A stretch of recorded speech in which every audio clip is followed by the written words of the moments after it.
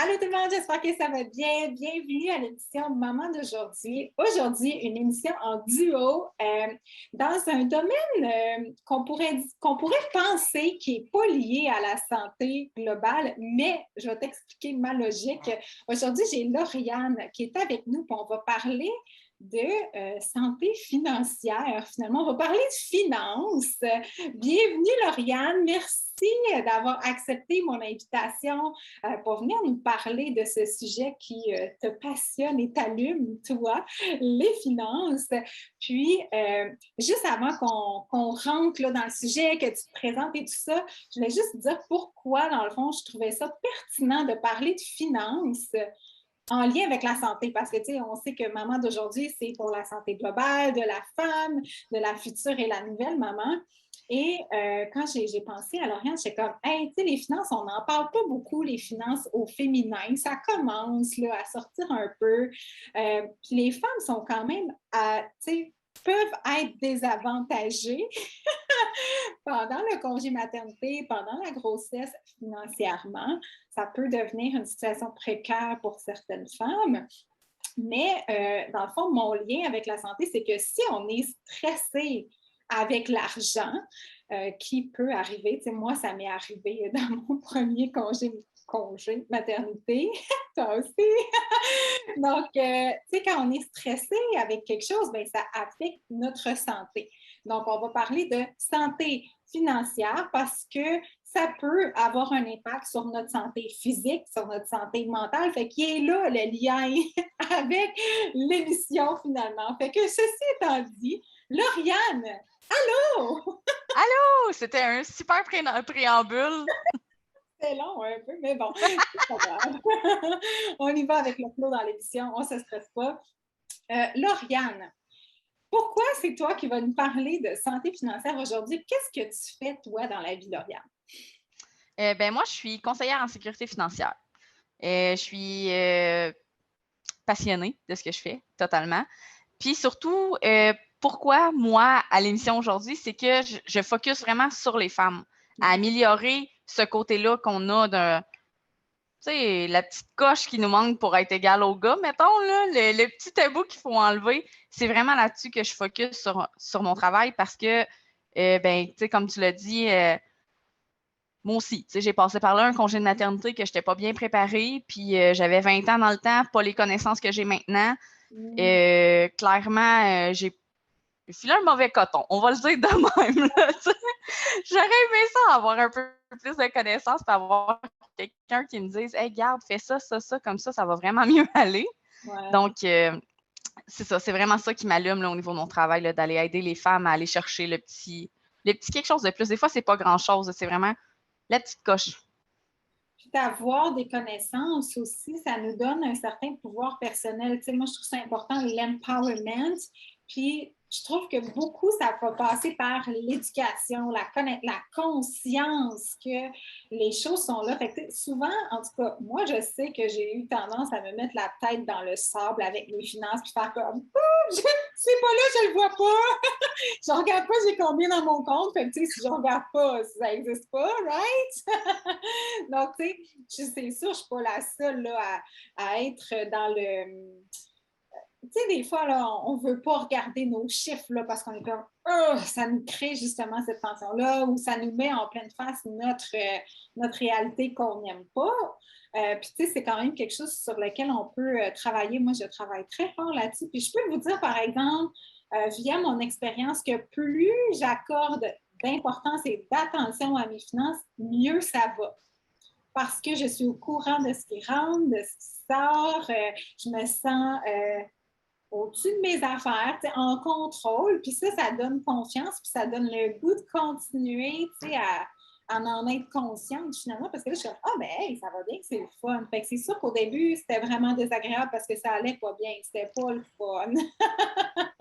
C'était stressant, mais ça peut, la vapeur va tourner et c'est comme, en fait, je pense qu'il n'y a pas d'autre façon de créer de l'abondance et de la liberté financière que de s'occuper de sa relation avec l'argent. Hein? Ouais, c'est vraiment d'aller chercher ton mindset financier puis de le transformer.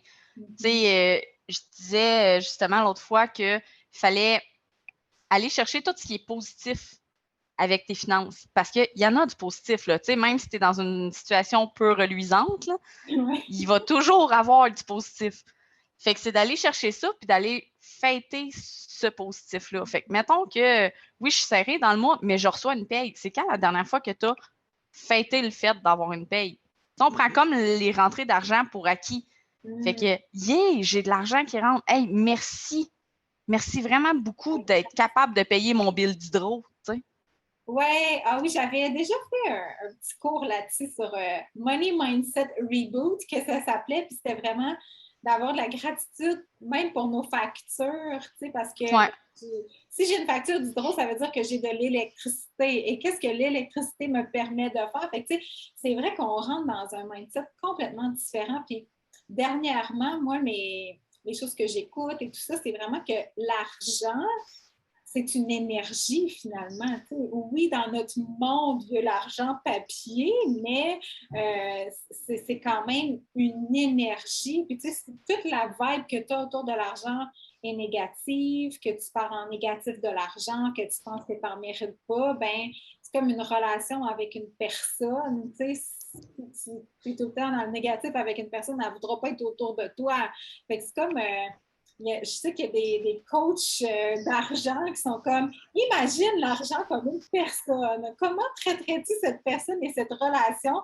Puis moi, ça m'aide quand même de voir ça comme ça m'a vraiment shifté aussi de me dire, OK, je me fais une money date, je rends ça le fun, je me mets de la musique, je me fais un café avec ou un cacao au lait de coco, là, tu sais, quelque chose de le fun pour rendre mes finances plus agréables finalement, puis que ce soit comme une date avec mon argent, là, tu sais.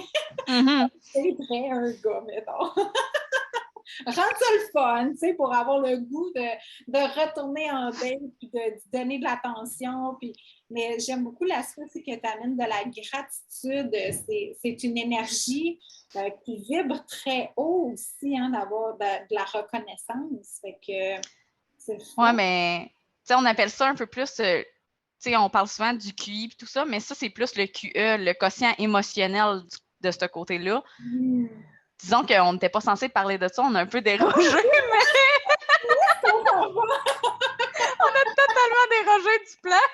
On n'a pas parlé parler de ça dans le travail préparatoire. Non, Mais le moment d'aujourd'hui. mais c'est le fun, tu sais, c'est... Pourquoi Mais c'est ça, c'est vraiment le... parler d'argent, justement? Pourquoi c'est obligé d'être plate et lourd? Tu sais, ça peut être léger, ça peut être le fun, ça peut être intéressant. Fait que partons ça sur cette note-là, tiens. Oui, exactement. Mais c'est un peu ce que j'essaie de faire, tu sais, aussi dans mon groupe de... Tu sais, puis quand j'ai parti, parce que j'ai un groupe de littératie financière que tu es au courant quand même, mais c'est ça, c'est vraiment un groupe de femmes, puis c'était ça le but du groupe, là. C'était vraiment de rendre ça le fun. Puis je trouve ça drôle parce que les filles qui partagent mon groupe le partagent en disant « Hey, c'est un groupe de finances, mais je vous jure, c'est pas plate! » Ouais. Fait que, tu sais, je trouve ça vraiment le fun d'avoir atteint ce but-là, de dire c'est le fun qu'on va parler de finances, on va parler de ça avec légèreté, on va vraiment amener ça, tu sais, comme de l'avant, là, tu sais, genre, ah ouais, c'est cool, la matin, je suis allée sur le groupe de finances, puis on a parlé de ça, puis c'était le fun, tu sais, on a jasant de filles, on s'est donné des trucs, c'est vraiment cool, je trouve ça Oui, vraiment hot. la communauté autour de ce Ouais, sujet-là, parce que souvent, c'est comme dans tout, on peut se sentir quand même assez seul dans notre bateau, alors qu'on est rarement seul dans notre bateau à vivre une certaine situation. Fait que, tu sais, de dire, OK, ben finalement, mon congé maternité, j'étais un petit peu... j'ai peut-être dépensé trop pour mon premier bébé ou il y a des dépenses imprévues ou finalement, nous, on s'était fait vraiment attraper par les allocations. Là. On avait comme pas bien fait notre demande, alors ça nous a coûté cher pendant longtemps. Fait que, si on peut éviter ça en étant informé, puis la grossesse, ben, il n'est jamais trop tard, on s'entend, pour être bien informé, mais la grossesse pourrait être un bon moment. T'sais, on se prépare à l'accouchement, on se prépare à accueillir notre bébé, mais on ne se prépare pas tant financièrement, je pense. En tout cas, moi, je ne m'étais pas préparée financièrement, c'est sûr et certain. Là. Pas à tout.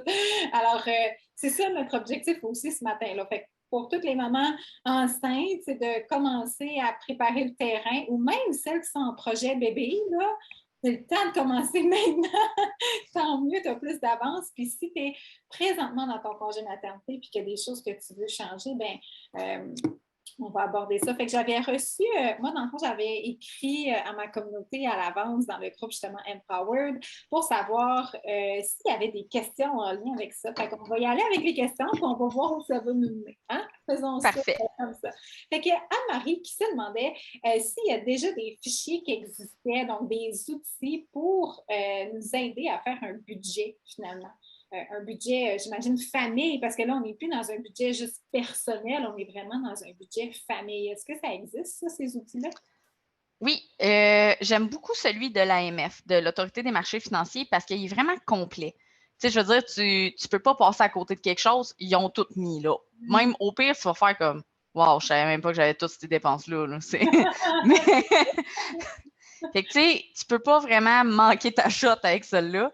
Fait que il est vraiment détaillé, il se calcule tout seul. Ça, on aime ça. Là.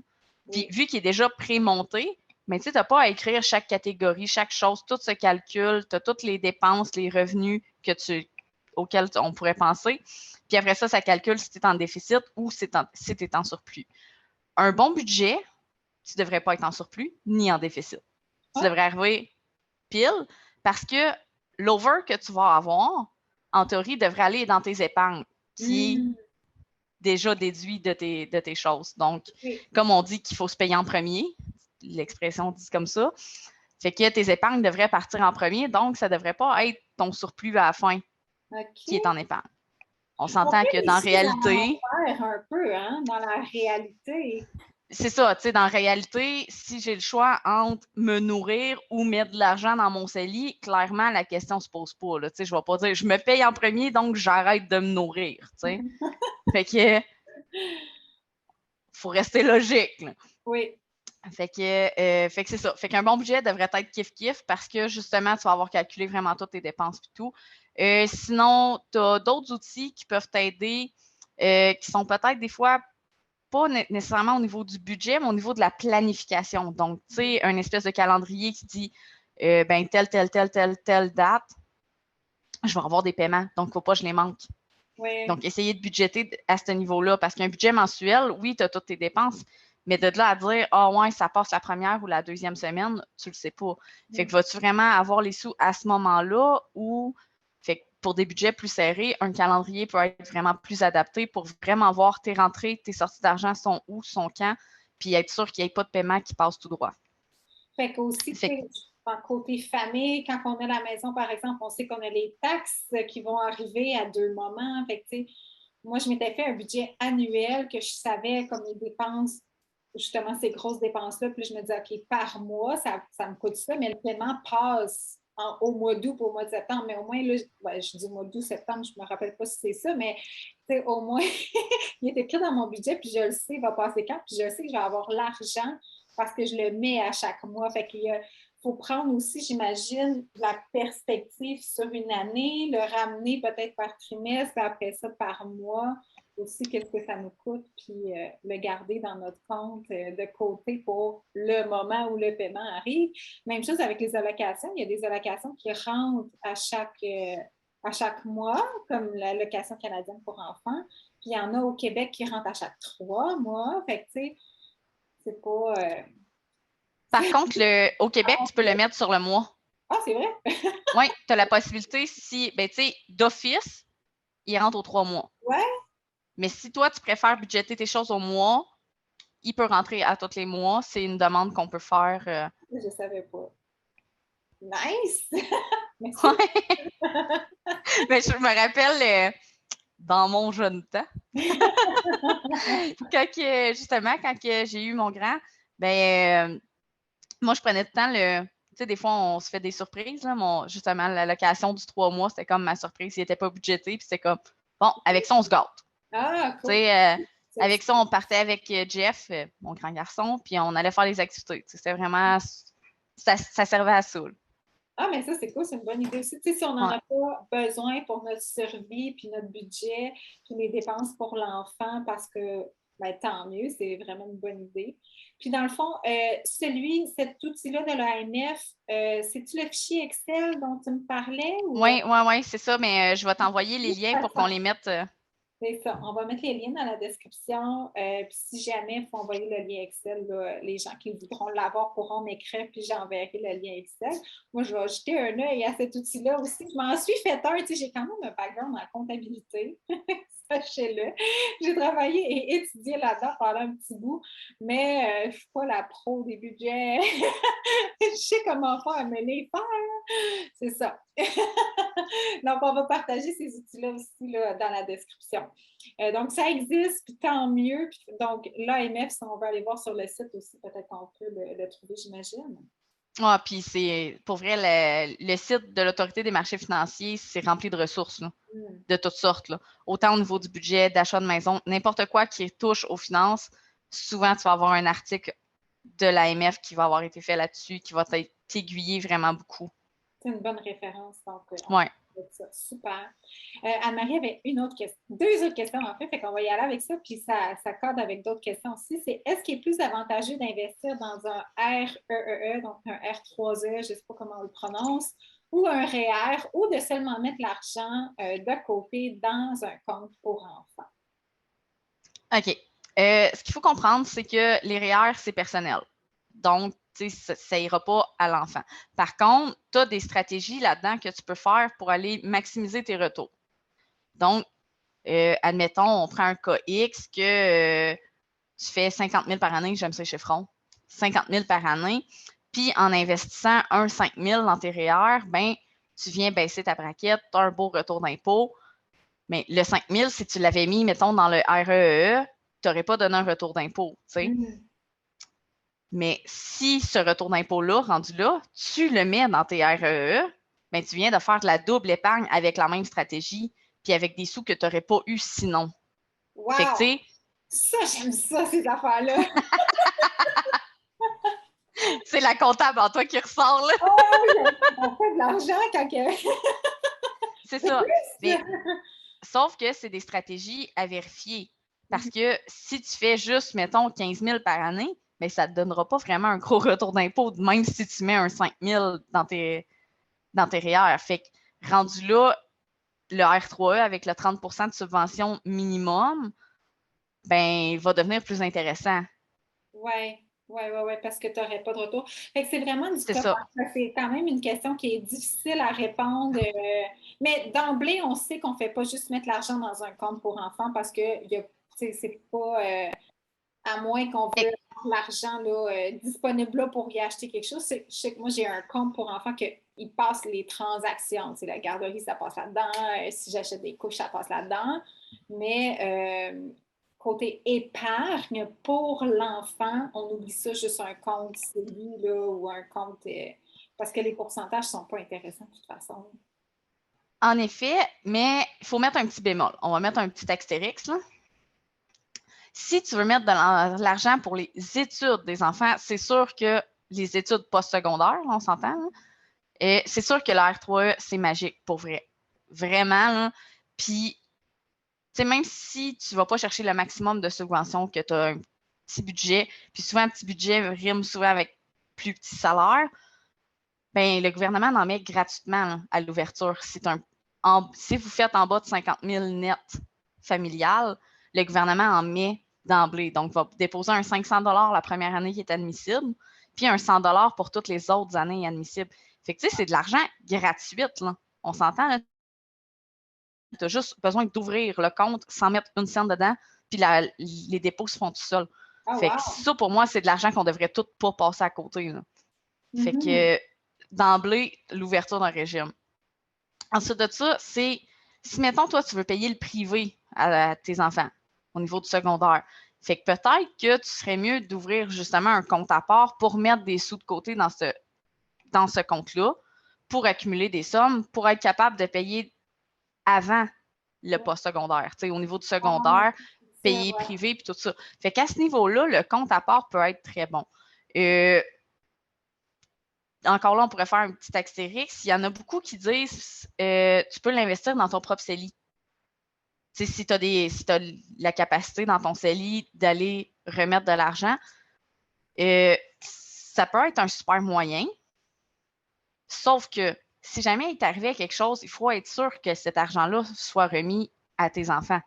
Parce que si demain matin, il nous arrive un accident pour X raison, là, on n'est pas à l'abri personne d'un accident, tu décèdes, puis le bénéficiaire de tes placements, ben, c'est, mettons, grand-papa, grand-maman, ils n'ont aucune idée que cet argent-là était investi pour cette raison-là ou qu'elle appartenait même aux enfants, parce que quand nos enfants sont rendus au secondaire, des fois, ils travaillent eux-mêmes, on veut leur chercher une façon d'investir, fait qu'on le met dans nos propres épargnes. Fait que c'est important de bien jouer avec ça là, au niveau de nos bénéficiaires pour ne pas arriver dans des stratégies qu'on va pénaliser l'enfant. Absolument. Donc, puis tu sais, c'est en fait, ça me fait rire parce que c'est une question, tu sais, on me pose souvent une question en lien avec l'entraînement ou, tu sais, hier, je parlais du retour en entraînement postnatal, puis on me demandait à partir de quand je peux recommencer. Puis je suis comme, bien, ça dépend. Puis c'est la même chose en finance, tu sais, ça dépend. Ça dépend, tu gagnes combien, ça dépend c'est quoi tes objectifs, ça dépend de tellement de choses, d'où l'avantage d'avoir un service individualisé avec une personne comme Lauriane qui peut vraiment voir votre portrait. Puis, tu sais, je le sais, ça doit être. Lauriane, tu dois avoir des gens qui n'ont vraiment pas envie de prendre rendez-vous avec toi. Hein? Comme ça leur tente pas de regarder leurs finances puis de réaliser qu'ils sont vraiment pas bien équipés. Là. Ouais. Oui, ça arrive souvent. Puis, pour vrai, il y a de mes clientes qui pourraient vous en parler. Là. Puis, ils en parlent ouvertement sur le groupe. Ça me fait vraiment rire. Là. Ça les a pris du temps à venir me voir justement parce qu'ils ne voulaient pas se mettre le nez dans leurs finances. Là. Puis, ils pensaient vraiment que leur situation était catastrophique. Puis, après notre rencontre, on était comme, ben, tu vois que c'était pas si pire. Là, tu sais, je veux dire, comme ta situation n'est pas catastrophique. Tes plans de projet d'acquisition de maison, ben, c'est faisable. Puis, tu sais, comme. Finalement, souvent, là, c'est qu'on se crée notre propre bulle d'angoisse parce que justement, on n'en parle pas. Ouais. Il n'y a pas personne qui va te parler de ses dettes. Il n'y a pas de personne qui va te. Fait que, tu sais, cette espèce de bulle qu'on se fait de penser qu'on est tellement pire que les autres, ça arrive souvent en finance quand finalement. Ça va pas si mal. Ou des ça fois, va pas ça si va mal. mal, mais au moins, tu as une alliée maintenant pour t'en sortir. C'est ça. C'est plus juste toi dans ta merde. Ouais, c'est ça. Ça va mal, ça va mal, ça va mal. Au moins, il y a quelqu'un qui a des connaissances, qui a de la perspective, qui peut dire, ben, t'avais-tu pensé à cette stratégie-là? Fait ça peut être inconfortable de prendre un rendez-vous avec une conseillère comme Lauriane, mais au final, c'est sûr que ça va être vraiment positif. Là. Fait que, tu sais, c'est vraiment, chaque situation va être différente. Fait que, c'est de s'asseoir aussi et de dire, OK, c'est quoi mes objectifs financiers, c'est quoi mes valeurs, c'est quoi qui est important pour moi. C'est un exercice de conscience aussi de soi, puis de prendre conscience de notre relation à l'argent. Fait que, si on repousse toujours nos rendez-vous de planification financière, qu'est-ce que ça dit par rapport à notre confort avec ça? Mais des fois, de le faire face et de réaliser, bon, c'est pas si pire finalement. Ou oui, c'est si pire, mais ça peut juste aller mieux, hein, tu sais, maintenant qu'on a de l'aide. Donc, c'est de faire ce pas-là peut vraiment aller changer notre vie, finalement, notre vie financière, tu sais, de le prendre en main. Donc, c'est sûr que j'encouragerais Anne-Marie, là, si elle veut vraiment des réponses précises, à te contacter. Elle va pouvoir le faire avec les informations ou contacter si elle a déjà une conseillère qui va pouvoir y aller avec ça. Et elle avait une dernière question. En fait, avant, je vais juste aller avec la question de Maude qui disait, parce que c'est en lien avec les R3E, qui disait, j'ai entendu qu'il fallait éviter certains R3E parce qu'ils étaient moins accessibles ou plus contraignants, moins avantageux. Donc, c'est quoi la différence entre les différents produits offerts, Lauriane? OK. Premièrement, avoir un R3E, c'est toujours mieux que pas d'en avoir pantoute, peu importe avec qui tu es allé. Fait que ça, déjà en partant. Oui, il y a des produits qui sont plus flexibles, mais ça ne veut pas dire que c'est des meilleurs produits pour toi. Souvent, je ne vais pas conseiller certaines compagnies parce que justement, ils sont beaucoup trop. Mais tu sais, ça, c'est ma vision à moi. Fait que moi, personnellement, je trouve que la vie sur 18 ans jusqu'à temps que ton enfant aille aux études postsecondaires, ou 15, 16, 17, peu importe, je trouve que c'est un gros laps de temps pour être enfermé. Oui. Donc, certaines compagnies t'obligent à mettre, mettons, tant par mois. C'est un contrat. Tu es obligé de mettre 60 par mois, tous les mois. Si tu le fais pas, tu as des frais. Ah oui, OK. Fait que, tu sais, moi, ça, personnellement, je veux dire, il n'y a pas personne qui pouvait prévoir le COVID. Il y a des jobs qui étaient hyper stables, qui ont, tout d'un coup, il n'y avait plus de travail. Tu sais, j'ai une amie qui travaillait pour le Cirque du Soleil, là. Elle pensait que sa carrière était faite, là. Je veux dire que ça faisait 10 ans que son salaire faisait juste ça, là. Du jour au lendemain, elle s'est ramassée sa PCU à 2000$ par mois, clairement. Tu sais, ça a fait une drop, là. Mhm.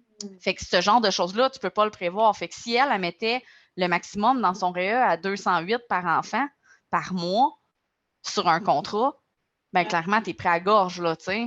Ah, effectivement.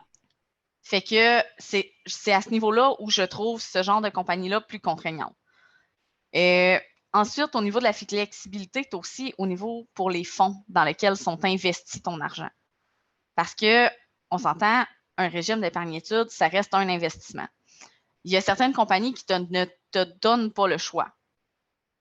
Donc, tu es obligé d'être dans le fonds qu'eux décident que tu es. Le fonds va être un style équilibré au début et va s'en aller de plus en plus prudent avec le temps qu'on approche vers le décaissement. Donc, si toi, avec ton profil d'investisseur, tu es quelqu'un qui cherche le gros rendement, que tu es capable d'absorber le risque, puis que tu es vraiment quelqu'un de plus audacieux, ben c'est pas des placements qui fit avec ton profil du tout, là. Fait que tu vas te nuire avec tes investissements. Fait que donc à ce niveau-là aussi, d'aller chercher une compagnie qui, eux, vont te laisser la liberté de choisir avec un profil d'investisseur dans quoi j'investis mon argent. Oui, oui, oui. Puis qui correspond à toi. Ben oui, parce qu'on s'entend que ces temps-ci, on parle beaucoup d'investissements aussi socio-responsables. Mhm. Puis c'est la grosse mode en ce moment. Mais si toi, tu es obligé d'être dans un plan fixe qui ne te correspond pas du tout, puis tu ne sais pas quelle compagnie qu'il y a là-dedans, tu es peut-être investi dans du pétrole, puis pour toi, tu te sens pas, tu es comme vraiment pas à l'aise avec tes valeurs là-dedans, versus l'autre qui te permet de choisir un fonds dans lequel tu te sens bien parce que justement, c'est un fonds d'investissement qu'on appelle des critères ESG, là, éco-socio-responsables. Fait que, tu sais, il y a à ce niveau-là aussi que ça peut être quelque chose parce qu'on investit de plus en plus avec nos valeurs. Oui. Ben, c'est un vote, hein, avec notre argent. Chaque Ben oui, fois qu'on dépense de l'argent, c'est comme un genre de vote pour qu'est-ce qui est important pour nous. Donc, tu sais, c'est ça. Fait que, tu sais, c'est important que notre portefeuille ressemble à nos valeurs. hmm, Fait que, il y a là-dessus. Puis, euh, la dernière chose que je dirais, c'est que c'est pas toutes les compagnies qui vont aller chercher le 10% supplémentaire que le gouvernement provincial met. Fait que ça, c'est important de s'informer auprès de la compagnie si on a droit à cette subvention québécoise-là, qui est OK, l'IQEE. OK, Fait que ça, c'est la portion québécoise et c'est pas toutes les institutions financières qui la donnent. OK. Donc, en passant à côté d'un 10%, Quand même. c'est un peu plate, là, juste pour ne pas avoir posé la question. Pour nous, pourquoi pas? Tu sais, il faut aller chercher C'est ça. le maximum. Puis toi, c'est vraiment ça là, qui t'allume, hein, d'aller chercher le maximum. Je le vois, là. Pour vrai, jouer une game de Monopoly avec moi et mon conjoint, c'est vraiment long et plate pour tout le monde. C'est le running gag qu'on a avec tout le monde, là, parce que mon conjoint aussi est conseiller financier. Donc, on a la même drive là-dessus. Là, fait que... Bien investi. Chaque dollar qu'on investit ou qu'on dépense aussi. Super. Je reviens avec une question d'Anne-Marie qui était combien d'argent de côté on devrait avoir comme coussin d'urgence? OK. Ça encore, ça va dépendre de ta situation, Mhm. mais c'est vraiment plus comme deux stratégies. Quand on est salarié, on conseille aux gens d'avoir un 3 mois de dépenses courantes de côté. Fait que, tu sais, 3 mois de loyer, 3 mois d'électricité, de dépenses courantes, tu mets ça, c'est censé être ton fonds d'urgence. Donc, il faut que tu aies fait ton budget pour savoir ça. Oui! Première étape. Savoir c'est quoi nos dépenses courantes réelles pour pouvoir Ouais. le planifier. Ensuite de ça, si on est travailleur autonome, bien, on conseille plus un 6 mois. On va plus loin parce que, on va se le dire, le travail autonome, souvent, c'est moins stable que ton salarié, que ma paye rentre à toutes les semaines, je fais tout le temps le même nombre d'heures, puis fait que c'est plus un 6 mois qu'on va conseiller. Est-ce que tu devrais, ensuite la question c'est, est-ce qu'on doit le mettre, mettons, dans mon compte chèque? J'ai-tu besoin d'avoir comme 15 000 $ dans mon compte chèque demain matin? Non. Tes sous peuvent être investis quand même, mais peut-être à des degrés de risque moindres que si tu avais besoin si tu pouvais les laisser là pour le restant de tes jours, mettons. Puis dans des choses qui sont sans frais, parce qu'un CELI, là, on s'entend, c'est un compte d'épargne, mais libre d'impôt. Fait que c'est la même chose que s'il était dans ton compte d'épargne, sauf que tu ne te fais pas charger de l'impôt sur l'intérêt que tu fais. Fait que si tu as de la place dans ton CELI, tu peux mettre ton fonds d'urgence en CELI, faire des sous dessus. Si tu n'en as pas besoin, bien, tant mieux. Au moins, il grossit. Il fait de l'argent avec ton argent pour aller chercher le maximum de sous. Puis, c'est ça. Puis, il faut qu'il soit accessible puis sans frais de rachat. Parce qu'il y a certains produits qui vont avoir des frais au rachat. Fait que ça, c'est important de s'informer. Parce que si tu en as besoin demain matin puis ça te coûte 115$, bien là, tu vas trouver ça un peu moins drôle. C'est ça, surtout quand tu en as besoin, tu veux garder tout ton argent pour toi. C'est ça. Je veux dire que tu ne mets pas ça de l'investissement. Tu as fait 60$ d'intérêt, mais ça t'en coûte 115$ de sortir. Clairement, c'est pas win-win, là. Tu aurais dû le garder dans ton compte chèque, finalement. Là. C'est ça, exactement. Puis c'est aussi important, tant qu'à ça, de regarder. Des fois, il y a des petits montants qu'on peut garder dans un compte chèque qui vont empêcher de payer des gros frais. Donc, tout dépendant de la banque. Puis là, encore là, c'est un calcul à faire. Si moi, je place mon argent, dans quel profil je suis, combien d'argent c'est quoi le pourcentage d'intérêt que je risque de faire versus qu'est-ce que je vais sauver par mois. Si mon pourcentage d'intérêt que je sauve, parce qu'il y a des institutions, c'est 10 000$ là, pour sauver genre 7-8$. Fait que, je pense que de le placer, tu vas en faire plus que si tu le laisses là. Mais c'est un calcul à faire parce qu'il y a d'autres institutions que ça va être 1 000, 2 000, 3 000. Fait que rendu là, ça peut être intéressant de sauver tes frais bancaires de cette façon-là en te laissant un petit coussin. Je l'ai découvert, j'étais comme « Ah! » Puis là, ben, c'est le fun d'avoir, moi, c'est 2 000 avec mon institution. Fait que je suis comme, OK, quand je garde 2 000 dans mon compte, je ne paye pas mon 7 $ par mois. Fait que là, j'étais comme, puis tu sais, ça fait que justement, j'ai ce coussin de 2 000 là, toujours dans le fond. Là, moi, je descends. C'est comme si mon 2 000 c'était mon zéro. Je ne vais pas aller en dessous de ça. Fait que j'ai ce coussin-là de 2 000. Bon, ça ne représente pas 6 mois de dépenses pour moi, mais bon, c'est un point de départ quand même. C'est rassurant de savoir que ben, s'il arrive quelque chose, j'ai toujours au moins mon 2 000. Puis je peux aller piger dedans, puis un mois, payer 7 $ là, de frais, c'est pas grave. Tant qu'à payer des frais d'intérêt sur ma carte de crédit. Fait qu'il y a tout le temps ces petits calculs-là. Ça revient à être au courant de nos finances, à être au courant de c'est quoi nos dépenses, nos paiements qui s'en viennent. Fait que c'est vraiment de s'asseoir avec ça, puis d'organiser notre boîte à chaussures de factures. Il y a encore du monde qui fait ça. Mettre toutes les factures dans une boîte à chaussures. C'est quoi? Il faudrait demander à des comptables. Ben. Ouais.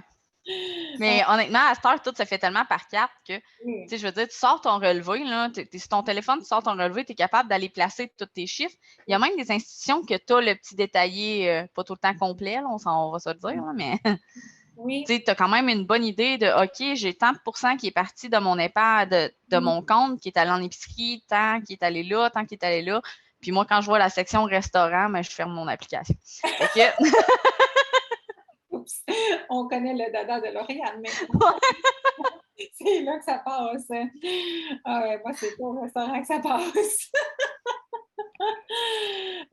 Super. Fait que ça répond bien. Donc là, tu sais, puis aussi, on nommera pas les compagnies, là, parce que, tu sais, je pense les gens peuvent faire leur recherche, s'informer, au moins te donner des bonnes pistes sur c'est quoi les questions à poser pour savoir si c'est un bon produit pour nous et savoir lequel qui est plus avantageux. Donc, oui, il y en a qui peuvent être moins avantageux. Dans le fond, si on revient à la question de Maud. C'est ça. Mais tu sais, en même temps, ça peut être plus avantageux pour certaines personnes de se dire « ça m'oblige à Oui, il y a du monde qui ont besoin de ça, vraiment. C'est ça. Fait que... Une autre question qui était en lien avec le budget un petit peu, mais là, c'était pas un fonds d'urgence, mais plus comme, c'est moi qui posais la question, combien il est recommandé de mettre de côté en prévision d'un congé de maternité? Ça, c'est une très, très, très, très, très bonne question. Honnêtement, si on avait le chiffre magique, ça serait donc bien plus facile de savoir ça coûte combien un bébé.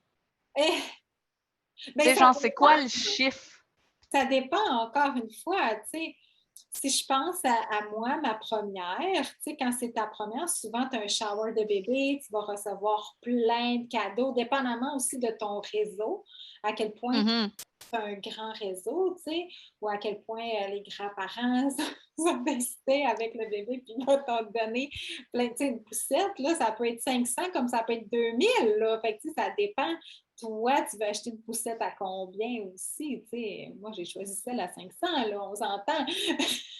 Elle roule encore! Elle va pas rouler tout mon bébé. Bon, peut-être que je vais la changer. Là. Je vais avoir besoin d'une poussette double. Là. Mais, tu sais, moi, j'ai reçu, quand j'étais enceinte de ma première, j'avais mon studio, j'avais plein de femmes qui avaient des enfants. J'ai reçu des vêtements usagés. Puis moi, ça ne me dérange pas, les vêtements usagés. Mes enfants, ils ne portent pas des marques. Ils ne portent pas des beaux petits kits super cute que j'ai peur de tacher parce que je suis pas bonne pour détacher mes vêtements. Donc, tu sais, pour moi, des vêtements, des sacs de vêtements usagés, quelqu'un était comme, j'ai du linge, veux-tu? Oui.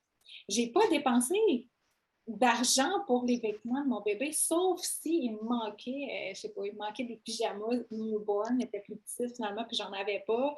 Mais c'est tout, j'allais acheter 5 pyjamas, tu sais. Puis encore là, j'aurais pu trouver usagé. Fait que, tu sais, ça dépend aussi de quel.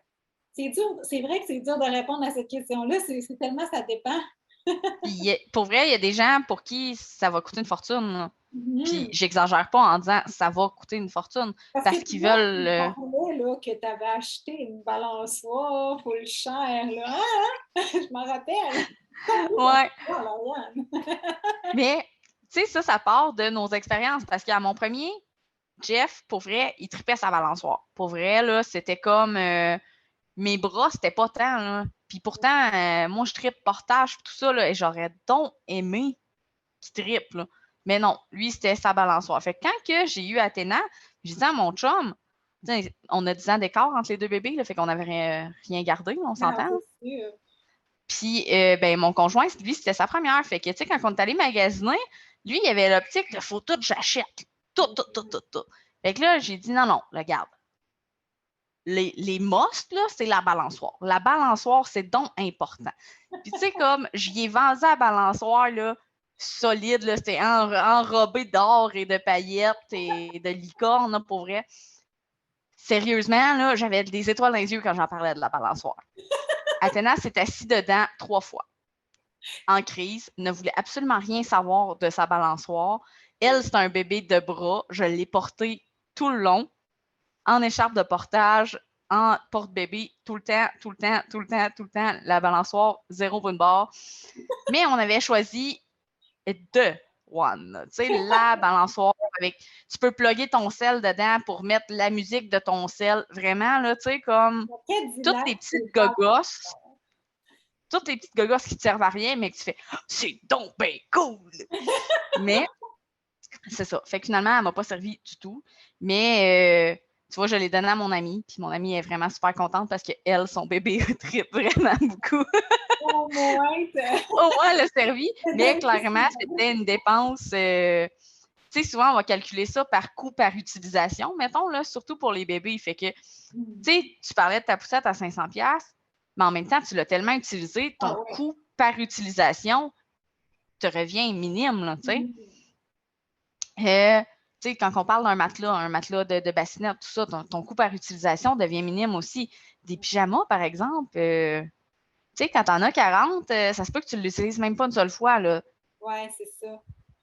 C'est d'investir au bon endroit aussi. C'est ça. C'est plus important d'investir dans un bon matelas de qualité, qu'il n'y a pas de produits toxiques dedans, qu'on va payer plus cher parce qu'il va dormir dans son matelas au moins quasiment 2 ans, là, sur son matelas, versus justement les beaux petits pyjamas fancy sa couche que t'as peur de Ouais. t'habiller. Qui va mettre, tu sais, ils sont trop grands pendant des semaines, ils font pendant une semaine, puis après ça, ils sont trop serrés. C'est vraiment fou, là. Ça fait pas longtemps. Puis si t'as manqué la semaine, t'es comme Vraiment. Fait qu'il y a moyen aussi d'avoir, tu sais, dépendamment là, de nos valeurs, encore une fois, je vais te d'avoir plugger, je suis en train de manquer de batterie. ça peut coûter moins cher, finalement, quand même, de devenir parent si on regarde, comme moi, je viens d'acheter une table à langer hier, une deuxième. Je l'ai achetée sur Marketplace. Donc, elle a l'air neuve, mais elle est usagée, puis j'ai eu un bon deal. Fait que, tu sais, j'étais contente. Là. Ils la vendent encore chez Ikea, là, cette table à langer-là, pour 100 plus taxes, plus le matelas, puis je l'ai payé ben moins cher. Le matelas. Non, c'est ça. Fait que, tu sais, il y a moyen, quand on veut chercher, que c'est pas essentiel pour nous d'avoir tout neuf aussi. Moi, j'étais vraiment pro-usager, puis encore aujourd'hui, des fois, mes parents, c'est comme, on veut acheter un cadeau, je suis comme, achète quelque chose usagé. Puis là, ils veulent pas. Mais j'ai remarqué ça, moi, que mes enfants jouent plus avec les jouets usagés que les jouets neufs. C'est fou. Puis j'avais lu quelque part que ça avait un lien avec l'énergie reliée au jouet. Tu sais, vu que le jouet il est usagé, il y a déjà un enfant qui a joué avec, donc il y a comme une certaine énergie, j'imagine, là, autour de ce jouet-là versus un jouet neuf. Il y a des jouets neufs là, que mes enfants ils ont joué avec tu sais, quand ils l'ont reçu, là. Peut-être 2 fois après, puis c'est tout. Puis j'ai des affaires usagées, les poupées, là. Ils jouent avec. Tu sais, mes poupées, ils ont 20 ans, là. 30 ans. Ils jouent avec. C'est fou, là. Plus qu'avec les jouets neufs. Fait que, tu sais, il y a moyen que ça coûte moins cher. Mais là, on n'a pas répondu à la question parce que dans Non. le fond, on ne peut pas répondre. Oui, mais on peut quand même répondre un petit peu. Fait que, dans le fond, la question, c'était pour le congé de maternité. Oui, c'est ça. Fait que, au niveau de la planification, je dirais que parce qu'un congé de maternité, tu n'es pas à ton plein salaire. Fait que, on va y aller vraiment plus de ce côté-là de la planification versus de combien ça va te coûter pour les enfants, parce que combien, on l'a dit, là, c'est dur à dire. Mais ce que tu peux planifier, par contre, c'est si tu vas prendre le congé court, si tu vas prendre un congé long, parce que ça, c'est 2 choses différentes. Est-ce que tu vas être payé à 75 de ton salaire? Est-ce que tu vas être payé à 55 de ton salaire? Papa va prendre combien de semaines? Fait que tout ça, c'est des choses aussi qu'il faut aller évaluer, puis que c'est calculable. Fait que, rendu là, tu peux aller faire les calculs toi-même de, tu sais, rapido presto, là, sur le site, justement, du gouvernement. Puis moi, ce que je conseille aux gens, c'est, tu sais que tu es enceinte, tu sais que tu vas t'en aller à 75 de ton salaire, essaye donc de commencer à vivre à 75 de ton salaire. Tu sais, commence à diminuer tes dépenses, commence à diminuer tu sais, où ce que je peux couper. Puis ce que tu arrives à couper, ben mets-le de côté. Comme ça, mais que tu arrives à 75 de ton salaire, si tu as été capable de vivre à 80 pendant, je sais pas, moi, 20 semaines de ta grossesse, ben le 20 que tu as économisé, mais ça va faire en sorte que quand tu as 75 rendu à ton congé de maternité, ben, tu vas pouvoir aller en chercher un petit peu dedans pour justement aller pour être à la limite que, c'est ça, à la limite de ton 80. C'est vraiment aussi, un bon conseil. Puis il y a aussi, tu sais, il faut prendre en compte qu'il y a une limite, hein? Aussi, tu sais, si tu gagnes plus que 72 000 par année, je sais pas, mettons que tu fais 100 000 par année, ben tu vas faire 75 de 72 000. Fait que là, ça vient plus 75 de ton salaire, c'est encore plus bas. Je sais qu'il y a certaines entreprises, par contre, qui compensent. Donc, si tu es dans ce genre d'entreprise-là, tant mieux, puis que tu restes à 100 de ton salaire tout le temps. Good for you! Moi, c'était vraiment pas le cas, mais c'est ça, tu sais, il y a ça aussi à prendre en considération que c'est peut-être encore moins que 75 de ton salaire, dépendamment si tu es à plus que 60, je pense que c'est 72 000 la limite, là. Mais semble que il faudrait que j'aille rechecker, mais il me semble que oui, là, je pense que ça l'a changé l'année passée, mais on reste quand même dans les alentours de. Là. 70, là. Fait que si tu gagnes 30 000 de plus, bien, ce 30 000-là, tu ne l'as plus, là. Mais ta façon d'être imposée va être différente aussi, vu que tu gagnes moins. Oui. Tu es dans une braquette différente. Donc, tu sais, au final, c'est ça, il y a des beaux petits calculs à faire quand même pour voir. Parce que nous, ça, c'est une chose qui nous est arrivée à mon premier congé maternité. Tu sais, mon chum, c'est lui qui a pris le congé, mais on n'avait pas pensé à ce gap-là entre, tu sais, entre le salaire qu'il fait, le salaire maximum et le 50 Fait que, hey, ça a fessé dans le dash, notre affaire, là. Wouh! Je ne souhaite ça à personne. Vraiment. Mais on s'en sort. C'est ça. On trouve des stratégies, puis c'est ça. Il faut regarder nos affaires en pleine face. Fait qu'au moins, le conseil que tu recommandes, c'est vraiment de commencer le plus tôt possible à vivre à un seuil plus bas, finalement, puis mettre de côté cet argent-là le plus possible.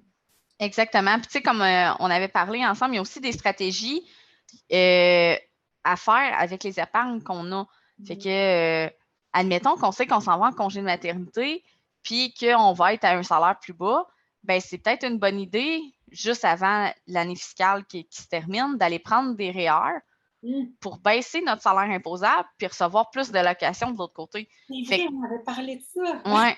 Fait que, tu sais, à ce niveau-là, c'est que, oui, tu vas avoir une drop, mais qui n'est pas calculée pour le... Oui, pour le RQAP.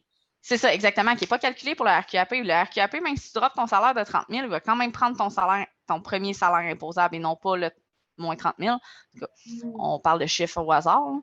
Fait que, tu sais, ça peut être comme des bonnes stratégies pour aller chercher, mettons, 3, 4, 500 $ de plus d'allocation par mois dans le temps où tu en as le plus besoin, parce que c'est dans le temps où tu fais 25 à 45 % moins de salaire.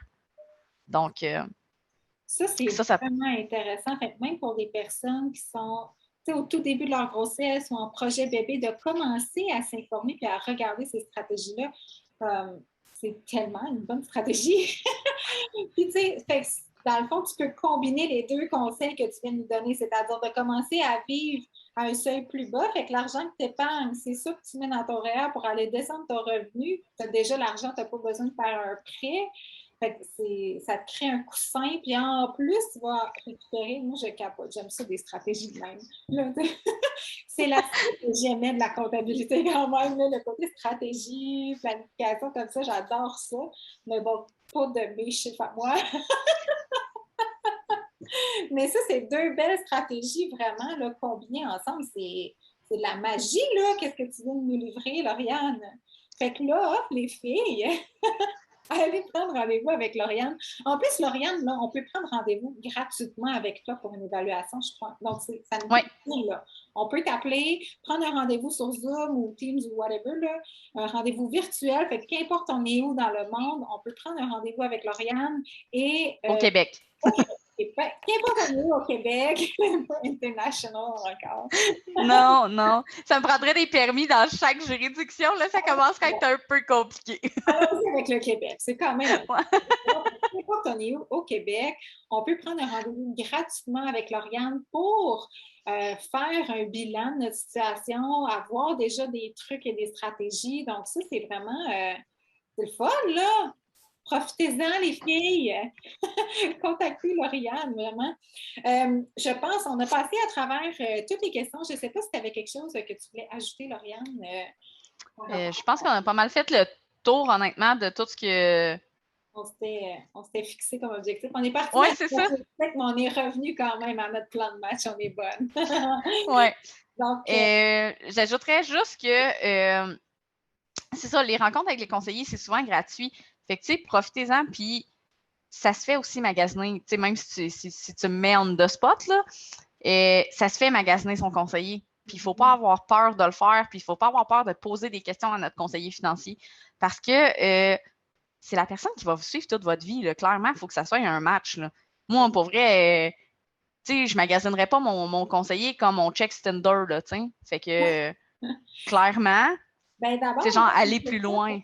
C'est quoi? Parce que des fois, justement, vu qu'on n'a pas l'éducation, tu sais, un conseiller peut facilement être mis sur un piédestal que, tu sais, tellement plus d'éducation que nous. C'est quoi des bonnes questions à poser à un conseiller? Hey, ça, on n'avait pas parlé de ça. Ouais.